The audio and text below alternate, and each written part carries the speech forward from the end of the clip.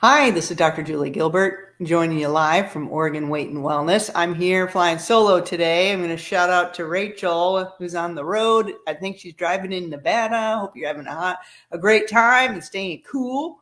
Boy, it's been hot here lately.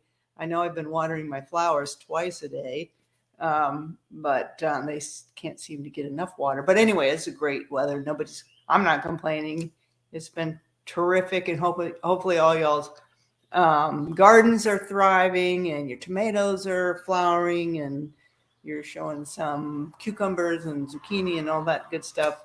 Um, yeah, my husband, he's the master gardener around here, but I help pull weeds and things like that. So I do my part. Anyway, we've been talking through, we took a break last week. I talked about a little bit of my travels, but we're coming back to Eat, Move, Sleep, and we're on chapter 11. And this is a book by Tom Rath. And he says, keep work from killing you. I mean, this is so true. Keep work from killing you. And you could probably rattle off, most of the people that we see are, working people. And that was a huge difference that I observed between here and where I was in France and Spain.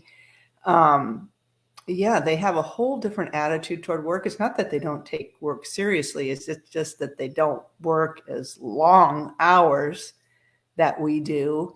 And their employers don't seem to want to squeeze every little drop of blood from them. So I think they have a different attitude. It's not laissez-faire. It's not, it's not good quality. It's more, you're going to be productive the time you're there.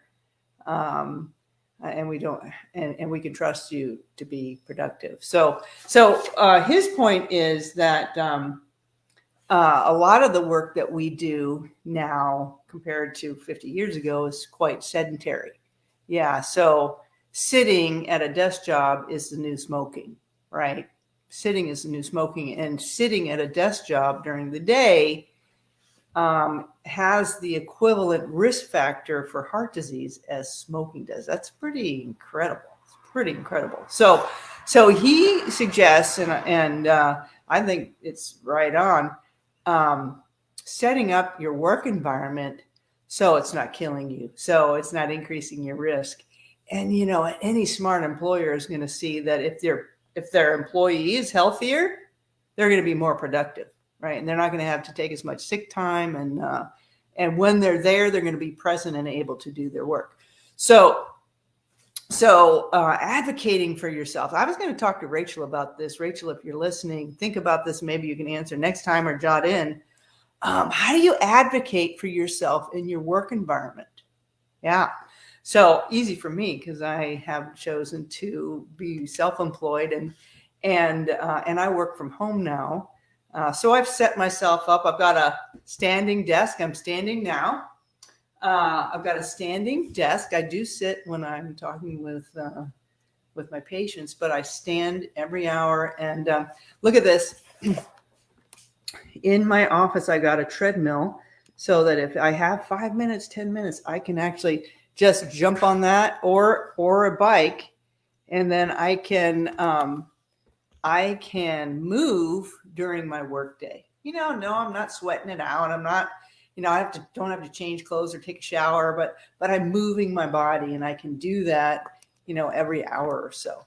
So I'm setting myself up for success. Now, do I do that every day? No, but it's there. I have it, and I have my shoes ready to go. So setting myself up for success. So I've got my standing desk that I use in between patients. If I have more than 10 minutes, maybe I'll listen to a podcast and walk for 5 minutes. I try to go outside as much as I can, especially during this gorgeous weather. For example, I took my laptop and I went out on the patio and answered emails for 10 minutes and then came back in. So it's easier for me, I have to admit, than for most people. But to set themselves up for success at the workplace. But you can do it. You can do it by taking your breaks. I talk to so many people that don't take their breaks. They just don't. They work right through the break. The break, and you have to believe this, believe the science or the research behind it. I mean, that studies have shown over and over again, and then try it for yourself, be your own experimenter on yourself. Take a break, come back and see if you're not more refreshed and ready to dig back into that pile. It didn't stack up. It didn't triple while you were gone for 15 minutes. Actually, you had a little mental break.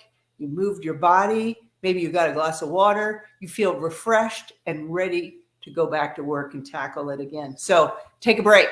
Take the break. It's required by law to get a break during your day. Take it. Take advantage of it. You're not cheating anybody. You're only cheating yourself by not taking a break. And then take that lunch break.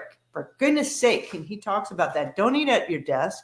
There shouldn't be crumbs, on your computer. That wasn't a crumb. No, there shouldn't be crumbs on your computer, because you're moving away from your desk to eat your lunch. So, maybe if you can't do anything else, go to your car, but maybe get outside. If you can only eat in your cubicle, then maybe you get a placemat. So at least you have a mindset shift that this is an eating space, not a workspace. So it kind of, you reframe it with maybe a napkin, a cloth napkin, maybe a placemat. Maybe you're using not plastic. Bring your own set of silverware that you can wash and reuse every day, so that you get in the habit of, when you bring that food that you prepared at home, not the fast food, right? That you have an eating space. So it's different than your working space if it just looks different because of the placemat. So we're setting ourselves up for success. We're taking our breaks. We're taking that lunch break. We're getting outside. We're breathing fresh air. We're eating real food. It's going to make you more productive at a better employee. It's not going to get you more behind. So the other thing that he talks about is going to work rested and not tired. So he brings up that horrible accident where the pilot, I guess, fell asleep, and unfortunately the plane crashed and killed so many people. But we want to be rested, to be ready and alert, in our minds working the best. So getting that good sleep, prioritizing sleep, going to bed at a certain time every night, getting up at the same time every morning, having a nighttime ritual and a morning ritual, where the nighttime ritual prepares you for sleep, and then the morning ritual prepares you for your work day. It's not that you roll out of bed and you go to work. No, you have things that you're doing to get you ready for your work day. So we have to advocate for ourselves.